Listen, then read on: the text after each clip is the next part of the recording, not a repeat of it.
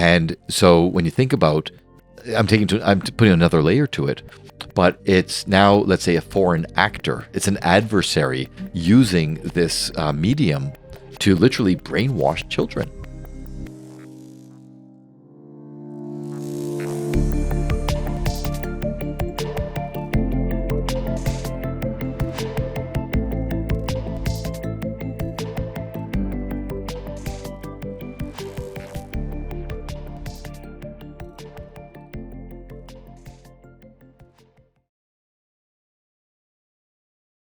Welcome to Awake at the Wheel.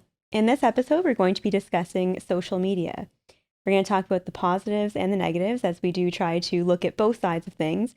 And I'll start off with acknowledging right off the bat the hypocrisy potentially of what we're talking about with us being posted on YouTube and social media. But I think that there are some real concerns that are arising and emerging with respect to social media usage amongst children, adolescents, and adults. So, Oren, where should we begin with this? Well, let's start with something that was, let's say, equivocal a number of years ago, which was the research. The early research showed that there was a correlation. Now, start off with just a correlation, and people would say, well, correlation does not necessarily equal causation. My favorite saying. Right? And which is valid. But the correlation was between people with, let's say, more depression or anxiety spending more time on social media. So the question was, are they, let's say, socially anxious so they feel more comfortable online, or is being online so much leading to, enhanced anxiety, or do they, is it chicken egg type of thing? Right. So maybe we can start with that, because I think the evidence is now clear. The research has shown, I think unequivocally, that truly being online does predict worse mental health outcomes. Not for everybody, but it does. For many. And I think even the mentally healthy would agree that there is a great deal of pressure, I suppose, that arises from exposure to social media. And specifically what I'm thinking about is even people amongst our age demographic, this constant comparison of, what people are posting on. I guess old people like us use Facebook. So what are people posting on Facebook? And, they are only posting the highlight reel of their life. And even though I think the majority of adults, or at least a high volume of adults, can acknowledge that bias, despite that, it's still difficult to reconcile and overcome. And furthermore, we know that there's research that tells us about the dopamine rush that you get from likes, right? So that's another piece of the puzzle here where I think that's really messing with people's mental health, for lack of a better way of putting it. Right. And just because I'm anal about language, and we even did a podcast about that, just so somebody doesn't criticize us for talking about the dopamine rush, dopamine is not associated with the pleasure. Dopamine is that reinforcers, the reward. It tells you, there's something that's good for you or that makes you feel good. Keep going after it. Right. So the pleasure that you get is being reinforced, and you're going after it more and more and more. It's, I did this thing that made me feel good, which is posting, and now it's being reinforced with these likes. Right. And that's what dopamine does. It orients you to it and says, keep getting it. And nobody's immune to that, unless you have deficient dopamine receptors. So, right. And some people are more susceptible to it than others, especially young people. But again, even older people as well. So we have to acknowledge the potential pernicious effects of social media and this desperate seeking of we say likes, but the reality is it's validation. And simply put, validation from strangers, validation from, let's say the vast majority of whom you will never meet, and many of whom you probably would not want to meet. Yet you need that. You care. Yeah. So, and what you said about this is the other fascinating thing, which is that people know, I'm going to liken this to professional wrestling, okay, or magic, let's say, either one, where it's not real. Now, for all the wrestling fans, I will say that I understand that the injuries that people sustain and the athletics and everything, that's all real. Just to be clear, I fully respect wrestlers. I know several. I fully respect them. Okay. But the fact is, when people get immersed in it and the drama and the storylines and everything, they know that it's not real. There's an element of acting to it. It's acting, even in the drama and everything. But the feeling that you get when you're immersed in it, it's rewarding. You want more of it. And so you're saying that we know intellectually Yeah. that people are posting only the best parts of their vacation or whatever else like that. But still, there's a part of our mind that says, no, but I want that. They have a better life than I have. Yeah. And it's the same as, let's say, and this has been around for so many years, where we talk about photoshopping of models. And this was even before the internet, where we knew that they airbrushed. Exactly. And people knew this, yet still people saw that and said, I want that. I want to be like that. I feel terrible that I'm not like that. Yeah. Knowing it does not prevent the impact. Right. So if adults whose brains are fully developed aren't able to reconcile that discrepancy, what on earth are kids supposed to do? And I'm aware of at least 2, so I'm sure there are more, but there are lawsuits that are actually being launched against these social media giants, accusing them, or stating at least in their statement of claim, that these companies are fully aware of what they're doing and they are purposefully marketing to children. So there's a lot to unpack there, as far as we know that children can't manage it because frankly adults can't, and yet these companies are in a predatory fashion marketing to children. Right. And we also know that, especially with TikTok, they have what's called, I think it's called the heat button, that they're able to boost certain messages, certain videos, certain, certain agendas. Yeah. Right. And so when you think about, I'm putting another layer to it, but it's now, let's say, a foreign actor. It's an adversary using this medium to literally brainwash children. Okay, or adults or whoever else, right? And they have the ability to do that. So, we're not fear mongers. And what was it? Was, I think, The Social Dilemma. It was a movie. It was a fictionalized. They made it. It was like a documentary, but they made it into like a movie, a story. Okay, and they were following some people and the social media, and some of the people on it. I've seen them on podcasts, and they speak so eloquently but frighteningly about what is actually happening behind the curtain. Right. And they know best because they are the engineers, they're the technicians. They know what they're doing. Yeah. And and everybody in Silicon Valley, this might be hyperbolic, but this has been known for years, that they all say, I only carry a flip phone and I won't let my kids have anything other than a flip phone, because they understand just how pernicious this smartphone technology is. Absolutely. And as you know, my husband works in the technology field and is very aware of these things as well. And as such, our son does not have access to social media, which I'll say that's all well and good. And we do monitor, what he does have access to, and we're very prudent about it. But we can't control what happens at school. Kids are bringing their phones to school. Kids are sharing, what they're seeing online. So despite our best efforts, we're also not naive, and we understand that kids are going to be exposed to this, whether we like it or not. Right. And I know you and your husband, and I know that even though this is inevitable, that they're going to be exposed, you're not just throwing up your hands and saying, well, what can we do? No. Right? You're still that filter through which your son is interpreting and perceiving and interpreting and processing. But so far too many parents, they just throw up their hands and say, well, what can I do? Yeah. And one of the reasons is that they themselves are immersed in the same, poison technology. Yeah. Yeah. And you say poison technology, and I think we, again, maybe sound like fear mongers, but truly the research supports what we're saying, that it's not good. It's not great what's happening. But let's look at the positive aspect of it. We spoke before about the COVID pandemic and the way in which it isolated us and divided people, but it did also bring people together. So it's this wonderful thing where we are still able to, share our lives with one another and connect with people, and sometimes I think have meaningful connections with people. So it's not all bad. Would you agree? Well, yes. And normally at the end of the podcast, we talk about, well, what can you do about it? But I'm going to say it right now, apropos what you just said, which is, when I was asked on the media many times, well, what can we do about this? This was in the early days, before we even knew how bad it was, but I could see what was happening.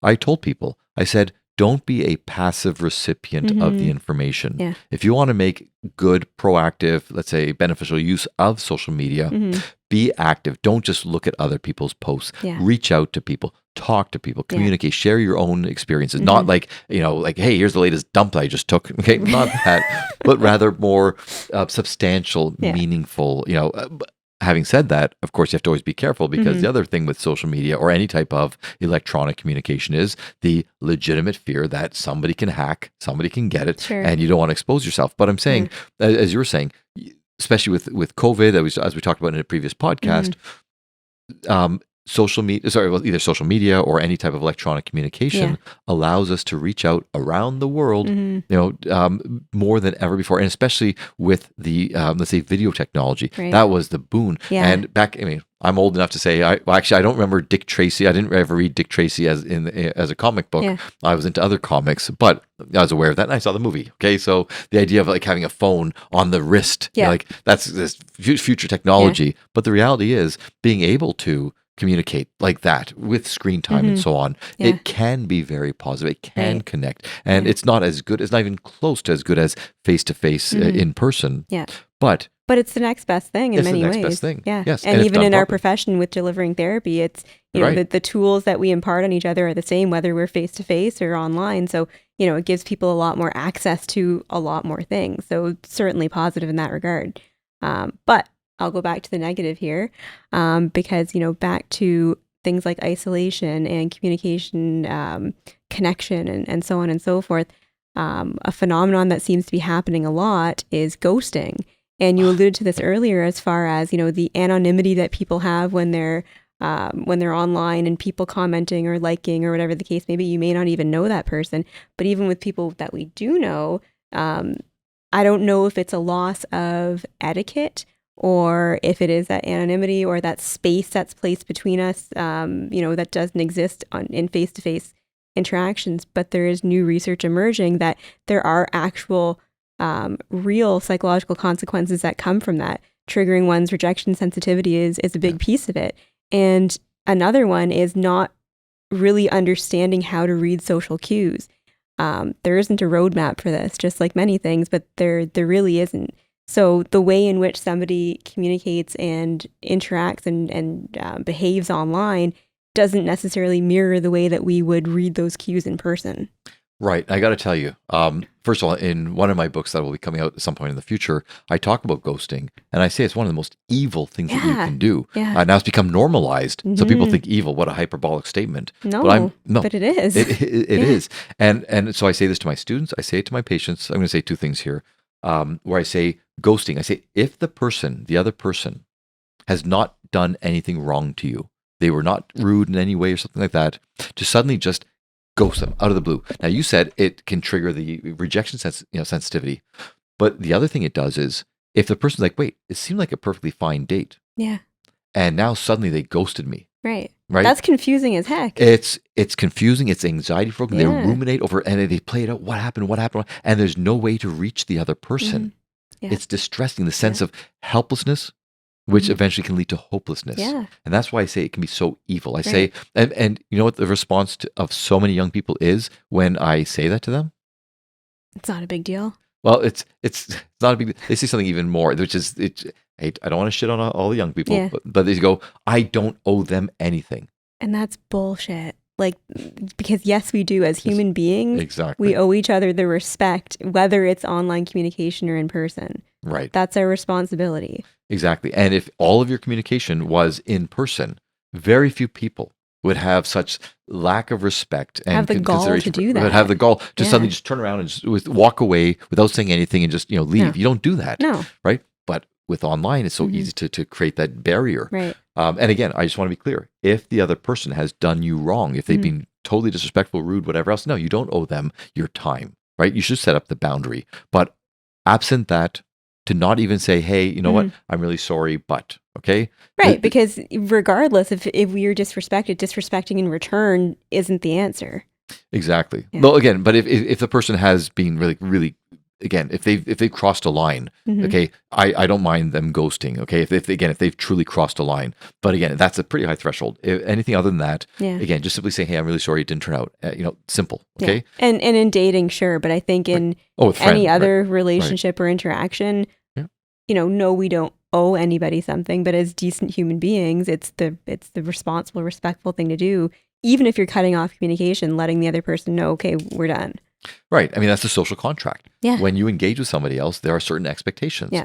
And I've said this many times in my classes and in my book, which is I believe that my patients, okay, it's funny because whether we're talking about ghosting or any other type of, let's say, a deficit in etiquette, in consideration for other people, it seems that my patients are the few people who are, let's say, they maintain the old decorum. Mhm. And I think that's one of the reasons they come to therapy. Oh, and I've seen the same. Absolutely. They're Yeah. so distressed over, Yeah. like, and they say to me, they say, am I crazy? Am I the Yeah. only one? I go, no, you are a decent person. Right. The people who, whether it's showing up, whether it's ghosting, or Yeah.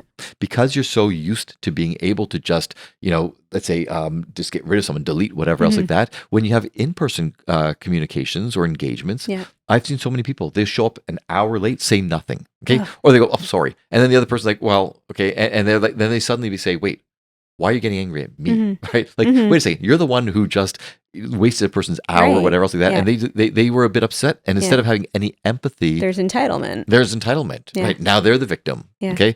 And I've seen this happen more and more with young people, and Yeah. it's becoming part of the culture. Right. And I do attribute a lot of this to social media because, again, there's no repercussion. If you and I are having a face-to-face discussion, Yeah. and I say something that's offensive or hurtful or just wrong, and I see that your reaction, consciously, unconsciously, I am seeing your cues, and unless I'm a psychopath or unless I have Sure. very poor social abilities, Yeah. I recognize that, and that's helping me program Again, myself. navigate and learn navigate. how to behave in the future. Exactly. Yeah. We don't have that with social No. media. No.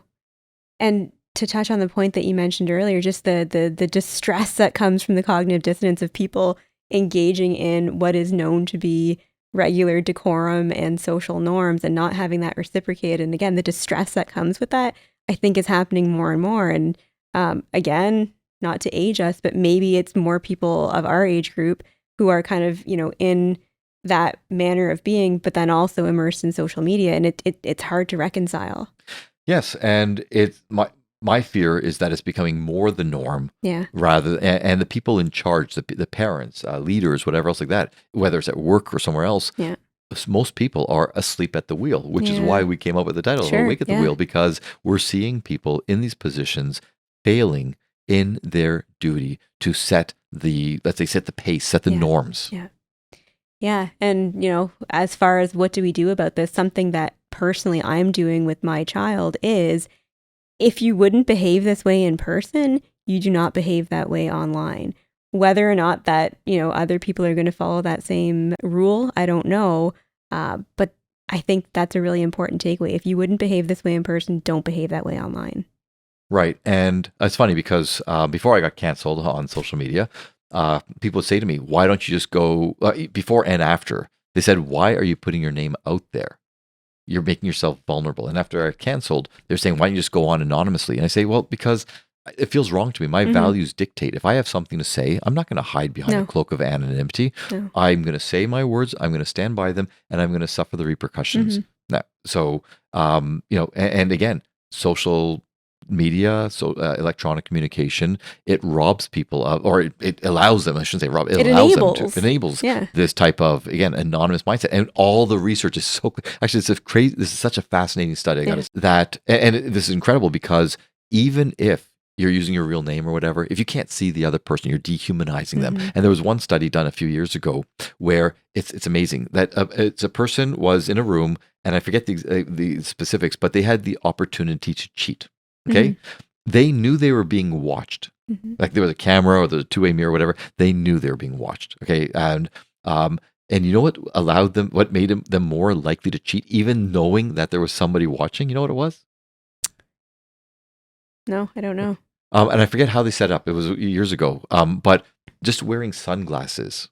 Okay. So even though part of your brain knows that, wait, I can see everything I'm doing. And I was thinking some degree of anonymity is probably what does it. Yeah. Yeah, exactly. And that's why people on Halloween, we know that so many people engage in these, reckless or just violent, destructive behaviors, or with Antifa and their masks, or when people go on protests, when you believe that you can, I can't be identified. Nobody can really know that it's me. Yeah. Yeah. And so on social media, it's ramping that up so much, and that's becoming people's norms from the youngest of ages. And once again, look, I abhor violence, but especially for boys, when we were younger, we learned if we had a big mouth, or if we spoke out of turn, or we crossed the line, there were repercussions right away, right? Yeah. And most of us learned, whoops, okay, either be smarter about it or get big and whatever. But fact is, there were repercussions. When you're a young child being raised with very few repercussions, if that becomes your norm, you become, I hate to say I've used this in another podcast, but you start becoming a narcissist. And I want to be careful with my language. But, and I'm not saying people are becoming literal psychopaths. Right. But if you think about what really defines psychopathy, the lack of regard for others, Yeah. the ability to do something without remorse, Right. that's what we are creating in Mhm. people. Again, I'm not saying literal psychopaths. No, not diagnosable, but Right. many of those tendencies.